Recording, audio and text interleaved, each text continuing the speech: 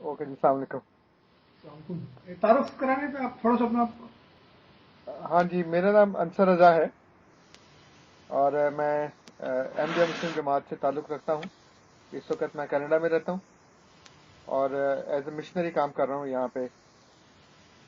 ایک علاقہ میں سپرد کیا گیا ہے، وہاں کے لوگوں کی تعلیم، تربیت اور تبلیغ کے سلسلے میں۔ اس کے علاوہ لکھنے پڑھنے کا کام کرتا رہتا ہوں۔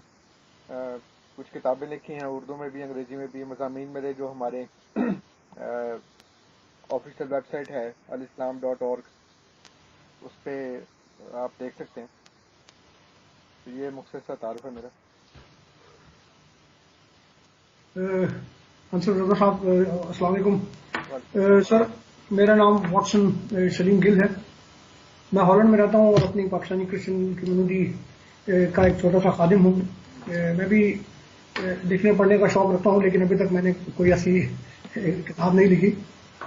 امید کرتا ہوں کہ مستقبل میں ہاں آرٹیکل وغیرہ لکھتا ہوں، اور کبھی کبھی جنگ اخبار میں اور اخبارات میں شائع ہوتے ہیں، اور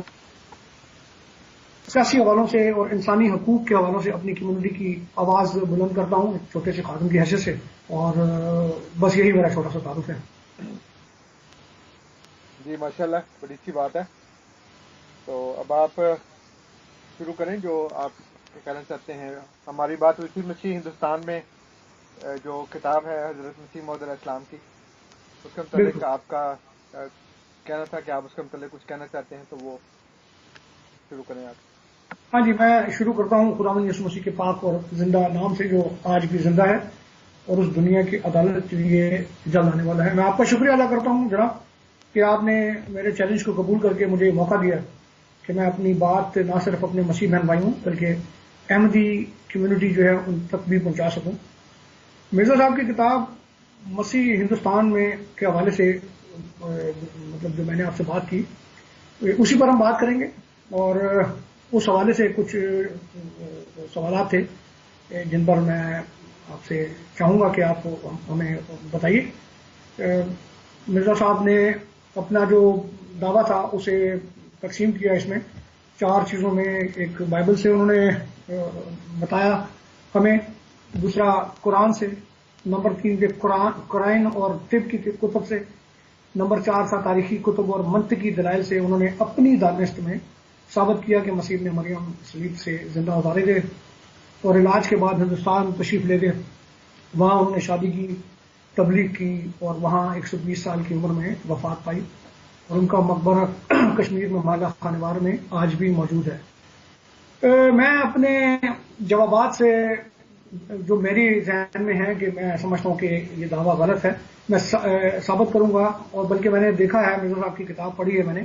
تو آپ یقین کریں کہ پوری کتاب میں مجھے پوری کتاب میں جو 106 107 صفحوں پر مشتمل ہے، ایک بھی ثبوت جو ہے وہ اس میں نظر نہیں آیا۔ صرف اپنے خیالات، مرزا صاحب نے اپنے خیالات اور خواہشات اور قیاس آرائی جو ہے اس کو ثبوت کے نام پر اسے دعویٰ کیا کہ وہ اسے ثابت کر رہے ہیں۔ انہوں نے ثبوت کے بجائے شہادت کا ایک لفظ استعمال کیا، جس کا مطلب گواہ کا ہوتا ہے، کہ گواہی کے طور پہ وہ مسیح ابن مریم کے کسی بھی واقعے کے گواہ نہیں تھے۔ اگر وہ کہتے ہیں کہ خدا کی طرف سے کشف کے ذریعے سے یا وحی کے ذریعے سے انہیں کچھ اس میں دکھایا گیا، تب بھی وہ اپنی اس کتاب میں اپنے آپ کو بھی مجھے نہیں لگا کہ مطمئن کر پائے۔ وہ تواتر کے ساتھ جن واقعات کا ذکر کر رہے ہیں ان میں غیر یقینی، بڑی غور سے آپ دیکھ سکتے ہیں کہ اس میں غیر یقینی نظر آ رہی ہے۔ انہوں نے جو لفظ استعمال کیے ہیں ان میں انہوں نے ہو سکتا ہے، غالباً ایسا ہوا ہو، معلوم ہوتا ہے، ممکن ہے کہ اس طرح ہوا ہو، شاید ایسا تھا، اگر، مگر اس طرح کے لفظوں کا انہوں نے جو استعمال کیے ہیں، اس سے ایک چیز ثابت ہوتی ہے کہ ان کا جو دعویٰ تھا اس میں خود بھی وہ مطلب غیر یقینی کی اس میں تھے۔ اب اگر کسی عدالت میں کوئی ایک گواہ اس طرح کی حیثیت میں، مطلب گواہ کے طور پر ہو، اور وہ کسی بات پر گواہی دے اور کہے کہ جی مجھے لگتا ہے کہ ایسا ہوا ہے، یا شاید اس طرح ہوا ہو، ممکن ہے کہ جی اس طرح ہوا ہو، تو وہ گواہی قابل قبول نہیں ہوتی۔ صفحہ نمبر 14 میں مرزا صاحب نے دعویٰ کیا ہے کہ وہ اس کتاب سے ثابت کریں گے کہ مسیح ابن مریم مصلوب نہیں ہوئے اور نہ ہی آسمان پر گئے۔ مرزا صاحب اپنے ہی اس دعوے کو خود ہی اپنی کتاب میں، بلکہ نہ صرف اس اور دوسری کتابوں میں بھی، لیکن چونکہ ابھی تو میں مسیح ہندوستان کے حوالے سے بات کر رہا ہوں، تو اس میں انہوں نے اپنے اسی دعوے کو جو انہوں نے صفحہ نمبر 14 میں کیا ہے کہ مسیح ابن مریم مصلوب نہیں ہوئے اور نہ ہی آسمان پر گئے، اپنے اس دعوے کو انہوں نے غلط ثابت کیا کئی جگہ پر، کیونکہ وہ اپنی اس کتاب میں خود ہی مسیح ابن مریم کو صلیب پر لٹکانے اور پھر زندہ اتارنے کے حق میں دلائل پر دلائل دیتے رہے ہیں۔ اب اگر آپ یہ کہیں کہ مرزا صاحب کا مطلب مصلوب ہونے سے مراد موت ہے، تو یہاں بھی مرزا صاحب کا جو دعویٰ ہے وہ غلط ہے، کیونکہ مصلوب ہونا مطلب صلیب پر لٹکانا یا کھینچنا ہوتا ہے، موت نہیں ہوتا۔ اور میری اس بات کی جو قرآن کی ایک آیت بھی تصدیق کرتی ہے، سورۃ النساء کی آیت نمبر 157، جس میں اردو کا ترجمہ ہے کہ نہ انہوں نے اسے قتل کیا اور نہ ہی اسے صلیب پر لٹکایا۔ عربی میں اگر میں پروناؤنس غلط کروں تو معذرت، وما قتلہ وما صلیبہ، اس آیت میں بڑا صاف طور پر دونوں چیزوں کو علیحدہ طور پر دکھایا گیا کہ ایک قتل اور صلیب دو الگ الگ فعل تھے، کہ انہوں نے نہ اسے قتل کیا اور نہ اسے صلیب پر لٹکایا۔ اور یہ اس کی دوسری دلیل جو مرزا صاحب کی اپنی کتاب سے لیتے ہیں، وہ اس طرح ہے کہ روحانی خزائن کی جلد نمبر 3 صفحہ نمبر 294 میں مرزا صاحب خود اقرار کر رہے ہیں کہ وہ مقتل ہو و صلیب ہو، کہ میں نے یہ نہیں ہے کہ جو مسیح کو صلیب پر چڑھایا گیا اس کا میں نے یہ لیا ہے کہ مسیح کو چونکہ صلیب پر موت نہیں آئی تو اس لیے وہ اس کے معنی یہ نہیں بنتے۔ اسی کتاب کے صفحہ نمبر 296 میں قرآن کی آیت کو انہوں نے مطلب کانٹرڈکٹ کیا ہے، اور یہاں وہ اپنی جلد نمبر 3 کے صفحہ نمبر 296 میں کہہ رہے ہیں کہ ایک مثال دے رہے ہیں کہ 3 دن بھوکے پیاسے مصلوب۔ اب یہاں پر صاف ظاہر ہے کہ وہ لفظ مصلوب کا ذکر کر رہے ہیں، اور 3 دن بھوکے پیاسے۔ اب جو مصلوب ہے، اگر تو مرزا صاحب کی اوپر والی بات جو صفحہ نمبر 14 میں انہوں نے کی ہے اسے مان لیا جائے تو پھر یہ بات غلط ہوتی ہے 296 میں، اور یہاں پر اگر اسے مان لیا جائے کہ 3 دن بھوکے پیاسے مصلوب، یعنی مصلوب اگر مرا ہوا ہے تو پھر وہ بھوکا پیاسا اس کے لیے کوئی اہمیت نہیں رہتی کھانا پینا، تو اس سے ظاہر ہو رہا ہے کہ وہ جو جس کی مثال دے رہے ہیں وہ 3 دن بھوکے پیاسے یعنی زندہ تھے لیکن مصلوب تھے، صلیب پر چڑھائے رہتے تھے، اور بعد میں ان کی ہڈیاں توڑی جاتی تھیں اور پھر یہ یقین کیا جاتا تھا کہ وہ مصلوب مر گیا۔ یعنی یہاں پر انہوں نے اپنی اسی بات کو کانٹرڈکٹ کیا ہے کہ مصلوب ہونا اور مرنا دو الگ الگ چیزیں ہیں، جیسا کہ قرآن نے بھی ہمیں سورۃ النساء کی آیت نمبر 157 جو ہے اس نے ہمیں بتایا ہے۔ اس کے بعد آگے چل کر وہ بتا رہے ہیں کہ اب چونکہ مرزا صاحب ہڈیاں توڑی جاتی ہے پھر یہ یقین کیا جاتا ہے کہ وہ مصلوب مر گیا۔ سوال یہ ہے کہ مرزا صاحب کہہ رہے ہیں کہ تینوں مصلوبوں کو صلیب سے اتارا۔ اب یہاں پر انہوں نے ایک اور مطلب وہ بات بتائی ہے کہ جو تینوں کو انہوں نے صلیب سے اتارا۔ اب جب صلیب سے اتارا تو بقول مرزا صاحب کے دعوے کے ظاہر مسیح ابن مریم جو تھے زندہ تھے اور 2 چور مر چکے تھے، لیکن انہوں نے تینوں کے لیے مصلوب کا لفظ استعمال کیا ہے۔ تو یہاں تو مسیح ابن مریم مصلوب ہوئے ہیں، مگر قرآن کہہ رہا ہے کہ مسیح مصلوب نہیں ہوئے۔ اب یہاں پر مرزا صاحب کا دعویٰ اور قرآن کی جو آیت ہے وہ آپس میں کانٹرڈکٹ کرتے ہیں۔ اسی جلد کی صفحہ نمبر 354 میں پھر ایک بار مرزا صاحب تسلیم کر رہے ہیں کہ مسیح مصلوب تو ہوئے، فوت نہیں ہوئے۔ اگر آپ ان کی جملے کو دیکھیں تو اس میں انہوں نے لکھا ہے کہ وہ مسیح مصلوب تو ضرور ہوئے مگر فوت نہیں ہوئے، یعنی اقرار کر رہے ہیں کہ فوت ہونا اور مصلوب ہونا دو الگ الگ فعل ہیں۔ اب ہم دیکھتے ہیں کہ قرآن اور مرزا صاحب کے بیانات میں کون سا بیان وزن رکھتا ہے۔ یعنی اگر ہم اپنے مسیح عقیدے کو تھوڑی دیر کے لیے ایک سائڈ پہ کر دیں تو ہم یہ دیکھیں گے کہ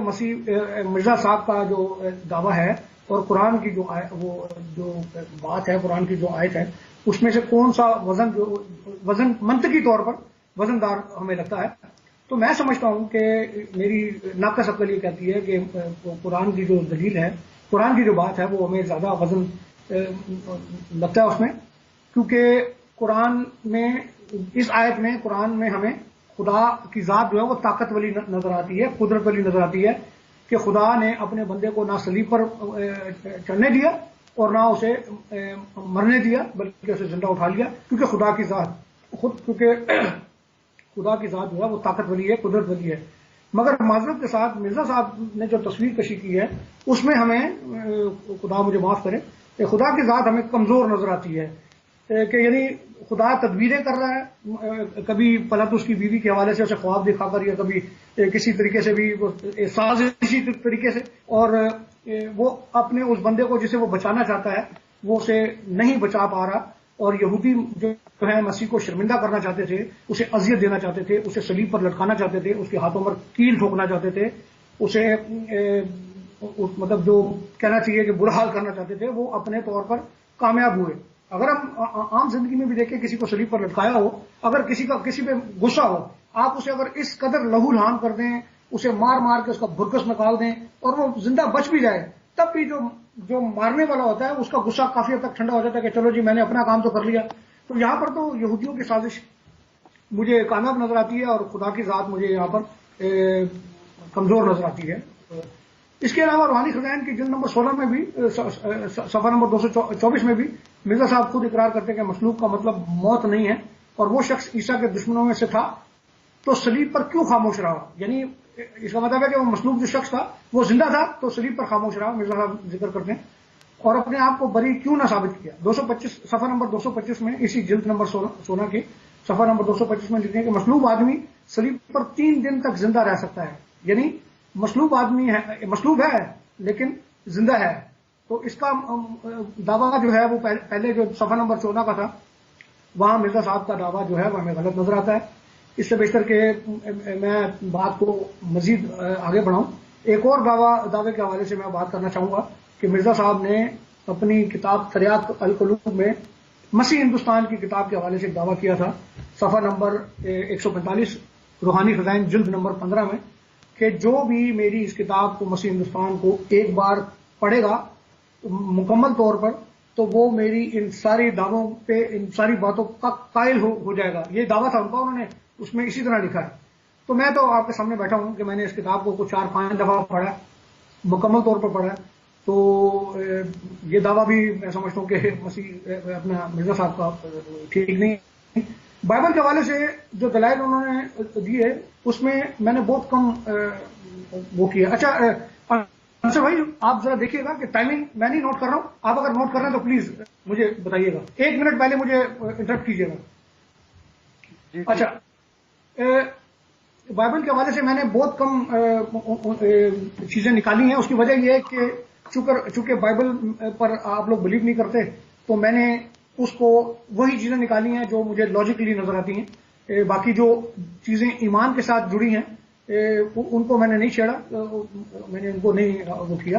کتاب کے صفحہ نمبر 6 کے آغاز میں پھر ایک دعویٰ جو ہے مرزا صاحب کا وہ غلط ثابت کرتا ہوں میں،